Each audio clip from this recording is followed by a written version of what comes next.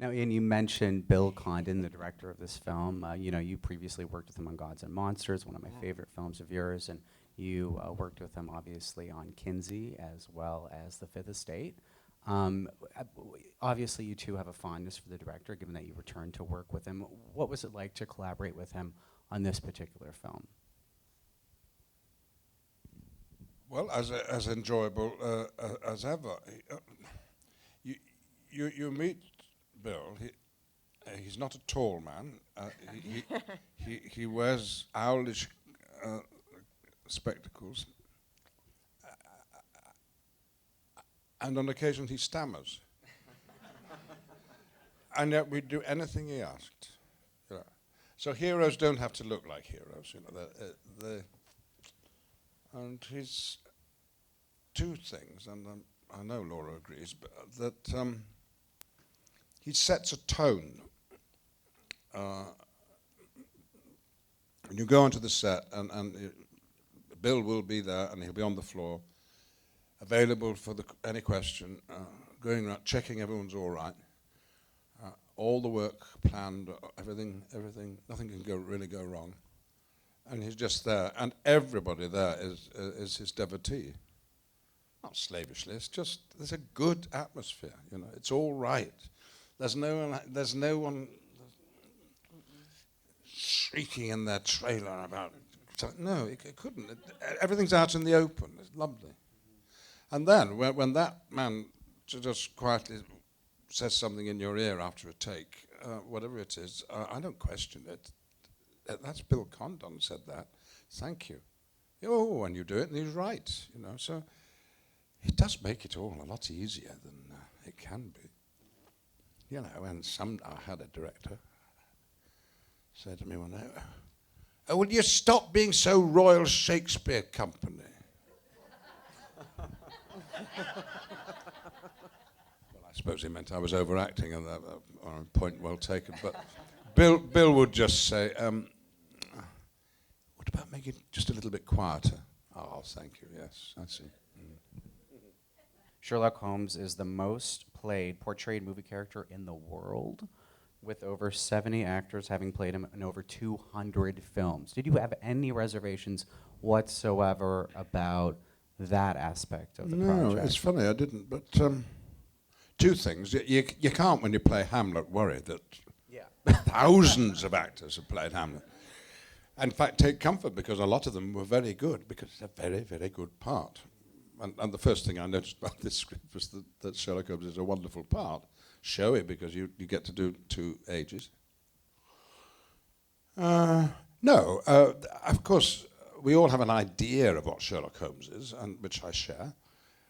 It's the traditional one. It's based, of course, on the Conan Doyle short stories.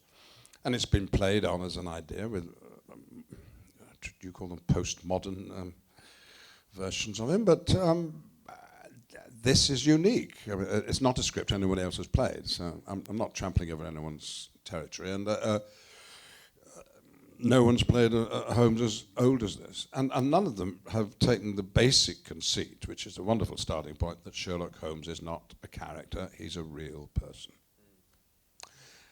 And he's alive in 1947, and so was I. I could have been the little boy.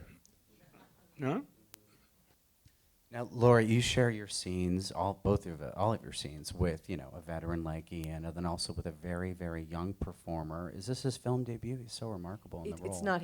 I think he's done one film before. One film before, and now he's making a very big movie at the moment. But Milo is. I loved being around Milo. Yeah. I've been very, very fortunate, and a lot of the children who I've worked with have been very, very dear, and I miss them all, actually. Milo and I text each other a lot. He's in school, and he's a wonderful family, and that face just would melt my heart, that just a little face. He has a very young face and a very old face at the same time. You could, so I had a lot of fun with Milo. He's a real boy. He's not. He's not an actor. He's not an actor. He doesn't try and overly impress. He doesn't try and show off. He doesn't. he very much wants to do right, but it doesn't affect his behavior that way. He's not acting at doing it right. He's very present and he's very dear and he's, he's just a sweet, sweet boy. When working with an actor of that age, does that change your approach at all? Do you try to get things out of him through your own performance? You hear of directors, doing that when they themselves are in the role. Yeah, that's hideous. Yeah, I think it's that's a hideous. I think that's borders on abusive, quite Yeah. frankly. That's just my opinion. And I think that's true when you're doing it to an adult as well. I mean, that's not acting. Mhm. That's terrorizing. I understand the desire when you don't know how to handle a situation, but I just feel there are other ways to go about it. But I think what it does for me is it makes me much more observant, because I'm watching a very fresh-faced person discover things really for the first time. This is someone who hasn't had a lot of time on a set, and it makes me see things that that are new. So I really like working with children who want to be there and who are there for the right reasons. Yeah. The children who are not quite comfortable in their own skin while they're working, who are confused and trying too hard and wanting to please, that can be hard. Mm-hmm. And then you spend a lot of time trying to calm them down and make them feel okay and make them feel safe. And that can be an added responsibility that you don't necessarily want to take on. You do, but it costs a little bit. But Milo and I just had fun. Let's talk about your accent, which is flawless. I'm not British, but it seemed pretty flawless to me. Well, how would you and rate it's, it? It's excellent. Excellent. It's very, very specific. I said to Laura, I don't know quite where you come from. Not because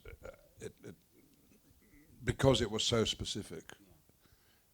I dare say, what did you call those? Not linguists, people who phoneticist, phonetician. Would probably be able to tell you where Mrs. Monroe was born. I mean, the street. Is that accurate? I had a lot of help, and it took them a while to figure out where they wanted her to come from.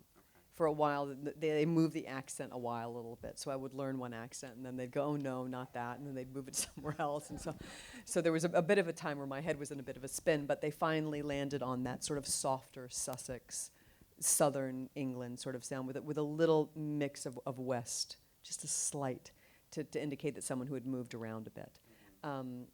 And you just work hard at it. You work very technically at it at first, and then you work at it more and more, and then it sort of starts to take root, and then you get a little more comfortable, and then you let it sort of, and then you have to connect it to your breath so that it doesn't just sound like a bunch of sounds. But it takes a little bit of patience. You have to be scared. You let yourself be scared about it at first, and you just have to work through feeling awkward.